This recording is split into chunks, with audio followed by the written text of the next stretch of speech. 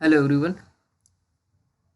Model of communication की series में next lecture है हमारा हेलिकल का मॉडल ऑफ कम्युनिकेशन, जो हेलिकल ने दिया था। ठीक है ना, तो इसमें पढ़ लेते हैं कि हेलिकल ने क्या बोला था कम्युनिकेशन के मॉडल को। अपने मॉडल में इन्होंने क्या चीज़ बताई कि फ्रैंक डेस्क ने प्रपोज किया था communication model inspired by A helix.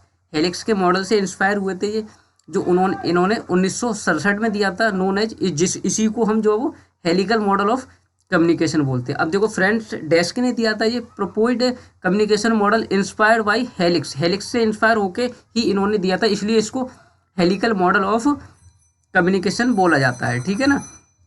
अब ए हेलिक्स ए 3 डायमेंशनल स्प्रिंग। अब इन्होंने 3 डायमेंशनल स्प्रिंग दी थी। अब 3 डायमेंशनल स्प्रिंग का क्या था कि like curve in shape of cylinder और ये कोन, यानी कि ये कोन या सिलेंडर की फॉर्म में इन्होंने दी थी। जैसे कि हम ऐसे मान सकते हैं। ठीक है ना, इन्होंने जो इस तरीके से दी थी। ठीक है ना,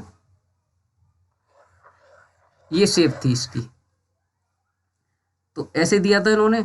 उसके बाद अगर हम नेक्स्ट पढ़ें तो model is a linear as well as circular combined, यानी कि इसमें दोनों चीज़ें आ जाएगी। इसमें लीनियर भी आ जाएगा और सर्कुलर भी आ जाएगा। अब देखो, लीनियर कौन सा था? अरिस्टोटल का मॉडल लीनियर था, और सेनेनर वेबर के में भी लीनियर की बात की जा रही थी।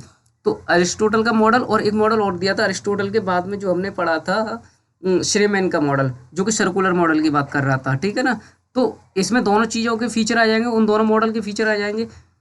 तो हेलिकल के मॉडल की बात करें हम, तो ये लीनियर भी है और सर्कुलर कंबाइंड भी है। ठीक, and disagree with the concept of linearity, यानी कि जब डिसएग्री करेगा ये कंसेप्ट ऑफ लीनियरिटी को एंड सर्कुलरिटी इंडिविजुअली। ठीक है ना।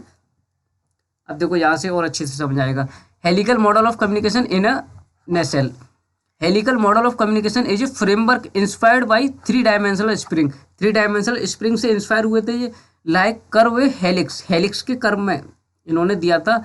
It's argue communication is cyclical. इन्होंने क्या बोला था कि कम्युनिकेशन साइक्लिकल है, कंटिन्यूस है और नॉन रिपीटेटिव है, यानी कि उसमें रिपीटेशन नहीं हो रहा है। ठीक है ना, और कंटिन्यूस यानी कि लगातार चलता रहेगा।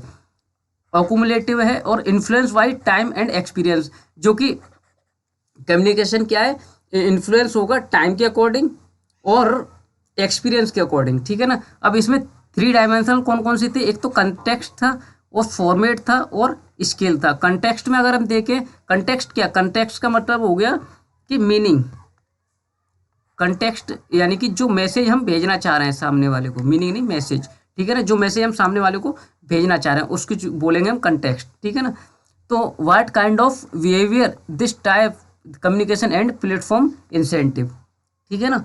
अब अगर हम फॉर्मेट की बात करें तो what format is available on the platform, जो फॉर्मेट में हम भेजेंगे मैसेज को। और स्केल की बात करें हम तो how fast A message can spread on the platform given context और फॉर्मेट, यानी कि कितने जो वो अच्छे तरीके से या कितनी जल्दी वो मैसेज हमारा कन्वे हो जाएगा। ठीक है ना, स्प्रेड यानी कि इन्फॉर्मेशन चली जाएगी।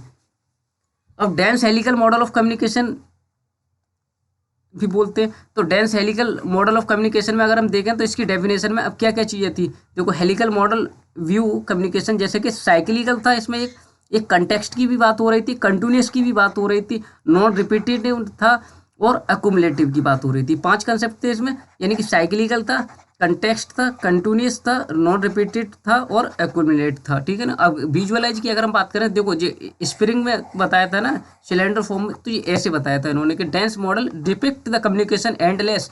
एंडलेस का मतलब यानी कि कंटिन्यूस चलता रहेगा, इसका कभी भी एंड स्टेज नहीं आएगी। एंडलेस इंक्रीजिंग कॉम्प्लेक्सिटी, और कॉम्प्लेक्सिटी जो है इनकी इंक्रीज होती जाएगी। ठीक है ना, जैसे जैसे नेक्स्ट आगे बढ़ते जाएंगे। ठीक है ना। तो आई होप मॉडल आपको अच्छे से समझ आया होगा। Thank you so much.